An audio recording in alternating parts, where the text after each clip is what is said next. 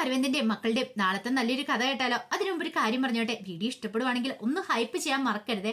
അങ്ങനെ നാളത്തെ കഥയെ നമ്മൾ കാണുന്ന ഒടുവില് യമുന നിളയെ ഹോസ്പിറ്റലിൽ കൊണ്ടുപോകാൻ തന്നെ സഹായിച്ച ആരെന്നുള്ള കാര്യങ്ങളൊക്കെ ഗംഗയോടും കാവേരിയോടും ശാരദയോടും ഒക്കെ ആയിട്ട് വ്യക്തമാക്കണം. പിന്നീട് യമുന പറഞ്ഞ് കൃത്യസമയത്ത് തന്നെ അയാൾ വന്നില്ലായിരുന്നെങ്കിൽ നിളയെ ഞാൻ ഹോസ്പിറ്റലിൽ എങ്ങനെ കൊണ്ടുപോയനോ? ശാരദ പറഞ്ഞു, അതങ്ങനെയാ മോളെ, നമ്മളെ സഹായിക്കാനായിട്ട് ചില സമയത്ത് നമ്മൾ പോലും അറിയത്തില്ലാതെ ആരെങ്കിലുമൊക്കെ വരും. ഒരുപക്ഷെ നമുക്ക് അയാൾ ഒരു പരിചയവും കാണത്തില്ല. അതൊക്കെ കേട്ട് കഴിഞ്ഞപ്പോഴത്തേനും കാവേരിക്ക് ചില സംശയങ്ങളും കാര്യങ്ങളും ഒക്കെ ഉണ്ടായി. കാവേരി ഇങ്ങനെ മനസ്സിൽ ഓർക്കണം, ഭാഗ്യം വെച്ച് ഇതുപോലെ തന്നെയായിരുന്നു. ഒരു കാരണവശാലും ഇന്ന് ഈ വീട് കിട്ടേണ്ടതല്ല. ആ സമയത്ത് അങ്ങോട്ടേക്ക് ഏതൊരു അജ്ഞാതം വന്നു. അയാൾ വന്നിട്ട് ഭാഗ്യമാനിച്ച് കാര്യങ്ങൾ പറഞ്ഞുകൊണ്ട് മാത്രമാണ് ഈ വീട് ഇന്ന് കിട്ടിയത്. അല്ലെങ്കിൽ 2 ദിവസം കഴിഞ്ഞിട്ട് ഈ വീട്ടിൽ കയറാൻ പറ്റുള്ളൂ. ഒരുപക്ഷെ ഇനിയിപ്പോൾ അയാളും ഇതയാളും ഒന്നാണോ എന്നൊരു ചിന്ത മനസ്സിലേക്ക് വന്നു. ഗംഗയോട് അതിനെക്കുറിച്ച് പറയുകയും ചെയ്തു. ഗംഗേച്ചി, എന്റെ മനസ്സിൽ ചില സംശയങ്ങളുണ്ടെന്ന് പറഞ്ഞു. എന്താ? ചിലപ്പോൾ ആ ബാങ്കിൽ സഹായിക്കാൻ വന്ന ആള് തന്നെയാണോ നിളമോളെ ഹോസ്പിറ്റലിലേക്ക് കൊണ്ടുപോയെന്ന് ചോദിച്ചു. അതെന്താ? അല്ല, യമുന പറയുന്നത് കേട്ടിട്ട് എനിക്ക് അങ്ങനെ തോന്നുന്നുണ്ടെന്ന് പറഞ്ഞു. കാരണം ഒരു താങ്ക്സ് പറയാനായിട്ട് ഞാൻ പിന്നാലെ ചെന്ന, പക്ഷെ അതിനു പോലും കൂട്ടാക്കാതെ അയാൾ പോയില്ലേന്ന് ചോദിച്ചു. ഗംഗ പറഞ്ഞു, ചിലപ്പോൾ ശരിയായിരിക്കും.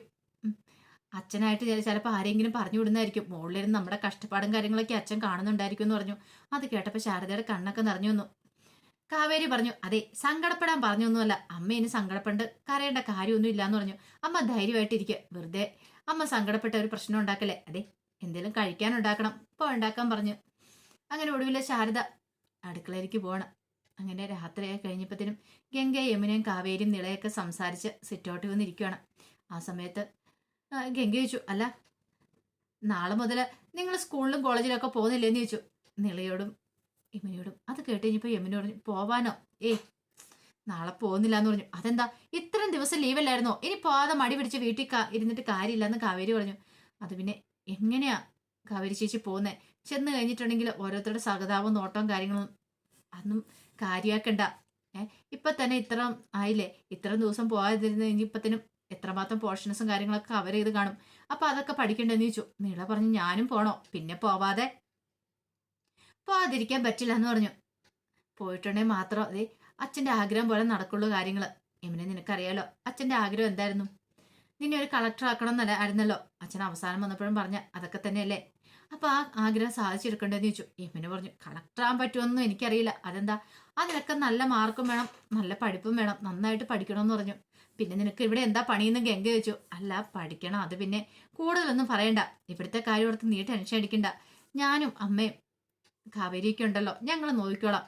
ഗംഗ പറഞ്ഞു, ഇനി പഴയതുപോലെയല്ല, കൂടുതൽ ജോലി ചെയ്യണം, നന്നായിട്ട് ഇരുന്ന് തയ്ക്കണം, രാത്രിയും പകലും കിടന്ന് കഷ്ടപ്പെട്ടാൽ മാത്രമേ കാര്യങ്ങൾ മുന്നോട്ട് പോകത്തുള്ളൂ എന്ന് പറഞ്ഞു. അങ്ങനെ അവർ ചില തീരുമാനങ്ങളൊക്കെ എടുക്കുന്നുണ്ട്. പിറ്റേ ദിവസമായി കഴിഞ്ഞപ്പോഴത്തേനും നീള രാവിലെ സ്കൂളിലേക്ക് പോകാനായിട്ടൊക്കെ റെഡി ആവണം. ആ സമയത്ത് കാവേരി പുറത്തുനിന്ന് ചെടിയൊക്കെ നനയ്ക്കണം. ചെടിയൊക്കെ നനച്ചുകൊണ്ട് കാവേരി പറഞ്ഞു, എനിക്കറിയാം അച്ഛാ, അച്ഛൻ്റെ ചെടികളൊക്കെ ഭയങ്കര ഇഷ്ടമായിരുന്നു, പക്ഷെ ഇത്രയും ദിവസം ഇതൊക്കെ നനയ്ക്കാതെ ഇരിക്കുമായിരുന്നു. അപ്പൊ അച്ഛന് സങ്കടമായി കാണൂലേ, എന്ത് ചെയ്യാനാന്ന് പറ. ഞങ്ങൾ ഈ വീട്ടിലില്ലായിരുന്നല്ലോ, അച്ഛൻ വിഷമിക്കൊന്നും വേണ്ട കേട്ടോ, ഇന്നു മുതൽ ഈ ചെടിയൊക്കെ നല്ലതായിട്ട് ഞാൻ വളർത്തി കണ്ടോ, ഇവിടെ ഒരു പൂങ്കാവനമായിട്ട് മാറ്റും, അച്ഛന് മുകളിലിരുന്നതൊക്കെ കാണാന്ന് പറഞ്ഞു. അപ്പോഴേക്കും നിള യമുന അങ്ങോട്ട് ഒരുങ്ങി റെഡിയായിട്ട് വരുവാണ്. ആ സമയം ശാരദ ചോദിച്ചു, അല്ല, നിങ്ങൾ സ്കൂളിലേക്ക് പോകാൻ ഇറങ്ങിയെന്ന് ചോദിച്ചു. ഇറങ്ങി. അല്ല, മോള് വല്ലതും കഴിച്ചായിരുന്നെന്ന് ചോദിച്ചു നിളയോട്. ഇല്ല, എനിക്കും വേണ്ടമ്മേ. ആഹാ, ഇതാ ഇപ്പം നന്നായത്.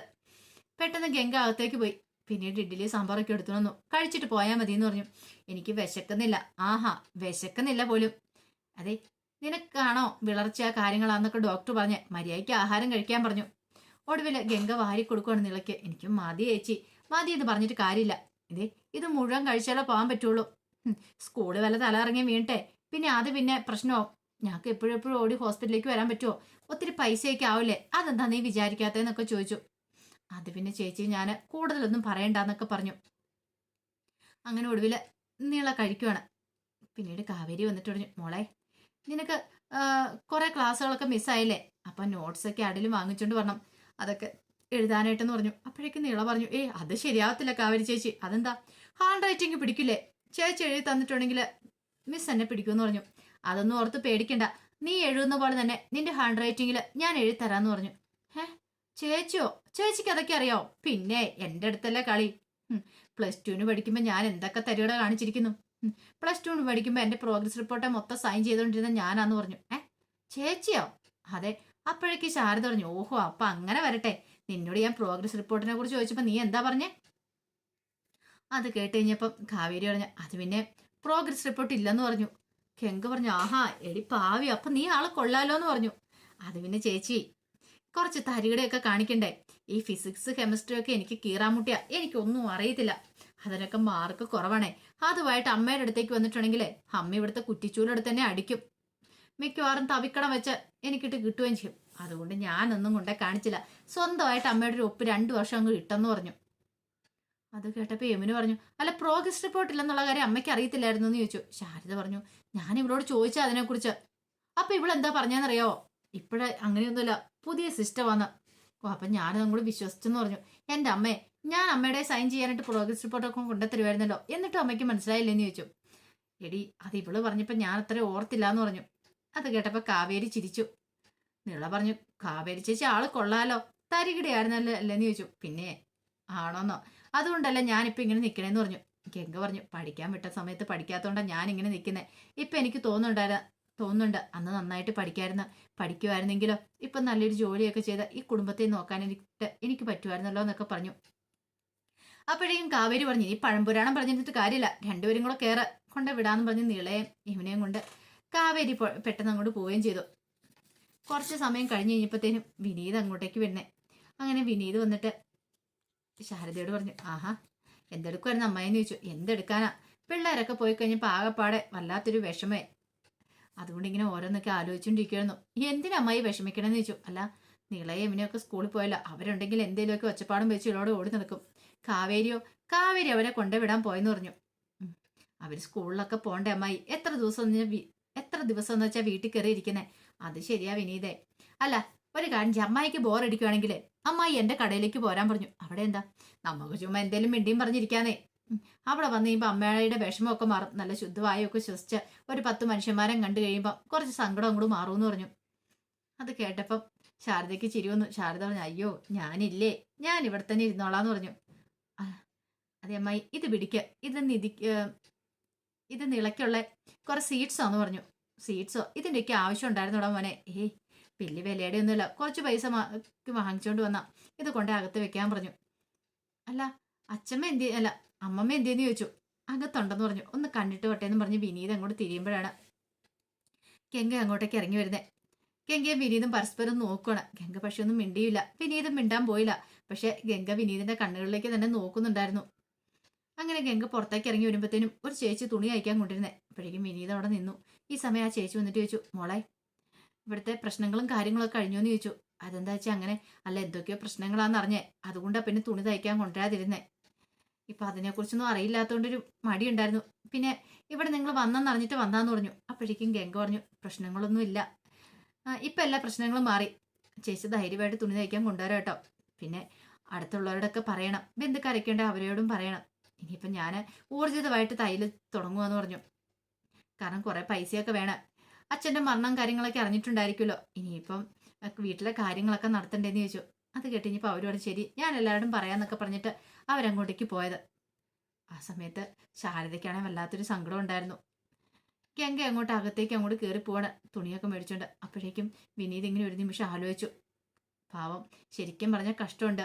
ഇനിയിപ്പോൾ ഈ കുടുംബം മുന്നോട്ട് കൊണ്ടുപോകണമെങ്കിൽ നല്ല രീതിയിൽ തന്നെ കഷ്ടപ്പെടണം. ശാരദയ്ക്ക് ഒരു പണിയൊന്നുമില്ല. ആകെപ്പാടെ ഗംഗ ഇപ്പം തയ്ക്കുന്ന വരുമാനം മാത്രമേ ഉള്ളൂ. അതിപ്പോൾ കൂടുതൽ തൈലും കാര്യങ്ങളും കിട്ടിയിട്ടില്ലെങ്കിൽ അത് പ്രശ്നമാവുകയും ചെയ്യും. ആകെപ്പാടെ എന്ത് ചെയ്യണമെന്ന് അറിയത്തുണ്ടായിരുന്നില്ല വിനീതിന് നല്ല സങ്കടവും കാര്യങ്ങളും ഉണ്ടായിരുന്നു. പിന്നീട് ശാരദ ഗംഗയോട് പറഞ്ഞു, മോളെ എനിക്കറിയാം നിന്റെ വിഷമം എന്താന്ന്. നിന്റെ അച്ഛനുണ്ടായിരുന്ന സമയത്ത് ഇടയ്ക്ക് ഫോൺ വിളിക്കുമ്പോൾ എപ്പോഴും പറയും, നിന്നെ കൊണ്ട് കഷ്ടപ്പെടുത്തില്ല, നിന്നെ കൊണ്ട് ജോലിയും ചെയ്യിക്കരുത്, ഇങ്ങനെ എപ്പോഴും തയ്യലെന്നും പറഞ്ഞ് അവളിരിക്കും, അവളുടെ കാര്യം ശ്രദ്ധിക്കണമെന്നൊക്കെ. ഇനിയിപ്പോൾ പറഞ്ഞിട്ട് കാര്യമില്ലോ എന്നൊക്കെ പറഞ്ഞ് ശാരദ നെടുവീർപ്പിടുവാണ്. അതേ സമയത്ത് യമുന കോളേജിലേക്ക് ചെല്ലുന്ന സമയത്ത് വിശാൽ അവിടെ ഉണ്ടായിരുന്നു എൻ്റെ ഫ്രണ്ടുമായിട്ട്. അങ്ങനെ യമുനെ കണ്ടു കഴിഞ്ഞപ്പോഴത്തേനും വിശാൽ ഓടി അങ്ങോട്ട് വന്നു. നീ വന്നോ, ഇപ്പോഴെനിക്കൊരു സമാധാനമായെന്ന് പറഞ്ഞു. അതെന്താ വിശാലെ അങ്ങനെ പറഞ്ഞേ? അല്ല നീ ഇല്ലാത്തതുകൊണ്ട് ഒരു സുഖമില്ലായിരുന്നു, ഞാൻ എന്നും വന്ന് ഗേറ്റിൻ്റെ അവിടെ നിന്ന് നോക്കും, നീ വരുന്നുണ്ടോ എന്ന്. കാണാതെ വരുമ്പോഴത്തേനും എനിക്ക് വിഷമാവെന്ന് പറഞ്ഞു. യമുന പറഞ്ഞു, ഇനി എനിക്ക് വീട്ടിലിരിക്കാൻ പറ്റില്ല, കുറച്ച് നോട്ട്സും കാര്യങ്ങളൊക്കെ കംപ്ലീറ്റ് ചെയ്യാനുണ്ട്, അതുകൊണ്ടാണ് ഞാൻ ഇങ്ങോട്ടേക്ക് വന്നതെന്ന് പറഞ്ഞു. അതെന്തായാലും നന്നായി, ഇനിയിപ്പോൾ നീ എന്നും വരത്തില്ലേന്ന് ചോദിച്ചു. പിന്നെ ഞാൻ എന്നും വരുമെന്ന് പറഞ്ഞു. അത് മതിയെന്ന് പറഞ്ഞ് വിശാല് പെട്ടെന്ന് കയ്യിലേക്ക് അങ്ങോട്ട് പിടിക്കുകയാണ് എമിനോടെ. എമിന പറഞ്ഞു, എന്താ വിശാലെ കാണിക്കുന്നത്? കയ്യേന്ന് ഇവിടെ ആരെങ്കിലും കണ്ടിട്ടുണ്ടെങ്കിൽ കാണട്ടെ, അതിനിപ്പോ എന്താ? ഇത് കോളേജല്ലേന്ന് ചോദിച്ചു. കോളേജാന്ന് പറഞ്ഞോണ്ട് കയ്യെ പിടിക്കാനൊക്കെ പറ്റുമോ എന്ന് പറഞ്ഞ് കൈ അങ്ങോട്ട് മാറ്റുവാണ്. അങ്ങനെ എമിന് പറഞ്ഞു, എനിക്ക് കുറച്ച് നോട്ട്സ് കംപ്ലീറ്റ് ചെയ്യാണ്ട്, ഞാൻ ക്ലാസ്സിലേക്ക് ചെല്ലട്ടെ എന്ന് പറഞ്ഞ് എമിനെ അങ്ങോട്ട് പോയി. അപ്പോഴേക്കും വിശാലിന്റെ കൂട്ടാൻ അങ്ങോട്ട് വന്നു. എന്നിട്ട് ചോദിച്ചു, എടാ അളിയ, നീ ആളെ കൊള്ളാലോ എന്ന് പറഞ്ഞു. അതെന്താ? എടാ ഇത്ര പെട്ടെന്ന് അടുത്തയാളെ സെറ്റാക്കിയോ? അവളുമായിട്ട് നീ പ്രണയത്തിലാണോന്ന് ചോദിച്ചു. കണ്ടിട്ട് നിനക്ക് എന്താ തോന്നേ? എനിക്ക് അങ്ങനെ തോന്നുന്നുണ്ട് നിന്റെ സംസാരം കേട്ട്. എങ്കിലും അതേടാ. എടാ അപ്പൊ നിനക്ക് എത്ര ലൈൻ ഉണ്ടെന്ന് ചോദിച്ചു. ഇന്നലെ നീ ആ സ്റ്റെഫിയോട് പറഞ്ഞ വേറൊരു കാര്യമാണല്ലോ. അവള് നിന്റെ ലൈനല്ലേന്ന് ചോദിച്ചു. എടാ എല്ലാം ഉണ്ട്, ഒരു 3-4 എണ്ണം വേണം. സ്റ്റെപ്പിനിയായിട്ട് ഓരോന്നിനെ കൊണ്ടു നടക്കണ്ടേന്ന് ചോദിച്ചു. അപ്പൊ അതായിരുന്നു അവന്റെ മനസ്സിലിരിപ്പ്. ജയപാലിന്റെ മോനല്ലേ, മോശമാവാൻ വഴിയില്ലല്ലോ. അപ്പൊ അതിന്റെ വിശേഷങ്ങളൊക്കെ കാണുന്നത്. ആ വിശേഷങ്ങൾക്കായി നമുക്ക് എല്ലാവർക്കും കാത്തിരിക്കാട്ടോ. ഒരിക്കൽ കൂടി എല്ലാവർക്കും ശുഭദിനം നേർന്നോടെ നിർത്തുന്നു. നന്ദി.